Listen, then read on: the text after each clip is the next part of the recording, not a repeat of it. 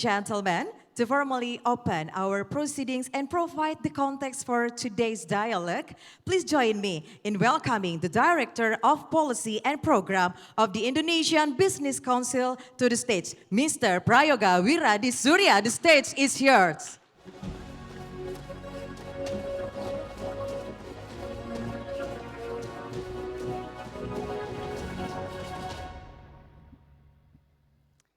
Good morning, Bapak Febrian Rudiat, Vice Minister, Ministry of National Development Planning, Vice Head of Bappenas, Bapak Eka Chandra Buana, Deputy for Microeconomic Development Planning of Ministry of National Development Planning, Bappenas. Honorable speakers, distinguished guests, colleagues from the government, private sector, think tanks, development partners, and IBC members, welcome. This session is jointly hosted by Prasasti, Kadin Indonesia Institute, Apindo Institute, HIPMI Institute, and Indonesian Business Council Institute. And on behalf of the hosts, I thank you for joining these important conversations. Allow me to open this particular session with a famous statement from Paul Krugman. He said, productivity isn't everything, but in the long run, it's almost everything. It is the silent engine behind higher wages, more competitive businesses, better public services, and ultimately, it's the engines behind national strength. So, ladies and gentlemen, I believe all of us here in this room today are hard workers. We rise early, we stay late, and we keep pushing forward. But I know that we also feel something fundamental is missing.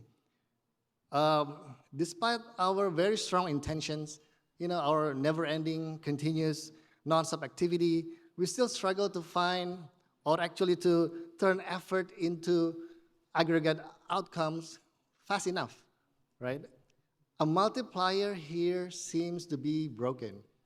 We argue that missing multiplier is productivity.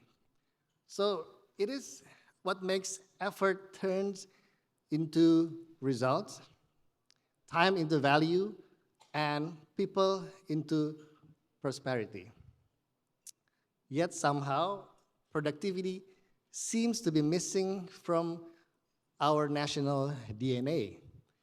We Indonesians, we pride ourselves with harmony and unity, diversity, and these are all very important values. But rarely do we hear productivity in our narratives or as a national virtue. Most likely, it's even rarely there in corporate values. So why is that? People ask, kenapa kita belum ada keberpihakan pada produktivitas?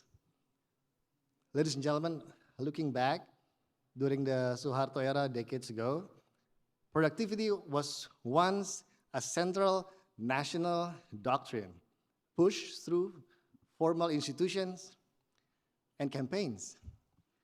There was even a time, and I'm sure some of us remember here, that there was a song banned, a popular song.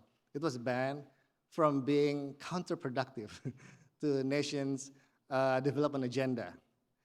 Today, we may debate the approach, but the signal was very clear. Productivity mattered. Now, in the era of democracy, decentralizations, digital transformations, and the accelerations of global race in AI, it is time for Indonesia to mainstream productivity once again. Maybe not through slogans, but through systems. Not merely as an economic goal, but as social construct, through behavioral engineering means. Maybe not through top-down command, but through a joint movement. And the momentum for productivity movement is building. So we observe across ministries state-owned enterprises led by Danantara, think tanks, and business associations, productivity is being reframed once again as a priority. Bank Indonesia is linking it to macroeconomic stability, and development banks are supporting productivity-linked reforms. Business chambers are discussing it in boardrooms. So the launch of National Productivity Master Plan by Bappenas last year in October offers a powerful foundations. These very sessions, a part of Indonesian Economic Summit 2026, builds on this very momentum, serving as both a continuation and a catalyst. We agree productivity should never be a side project. So the conversation should no longer be on the why, but rather on the how. At IBC, we define productivity broadly. It's not just GDP per worker, it's not just a factory throughput rate, but it is the efficiency, the quality, and the purposefulness of how we spend our time, design our systems, and structure our economy. That's why we call it a whole of society productivity movement in education, in governance, in industry and workforce, and in cultural and mindset. So I invite all the speakers and participants in this room to shed some light on this foundational topic with expertise from different domains, corporate governance, behavioral science, and from different parts of the world. I encourage you to bring your candid, pragmatic, and solutions-oriented perspective into this context.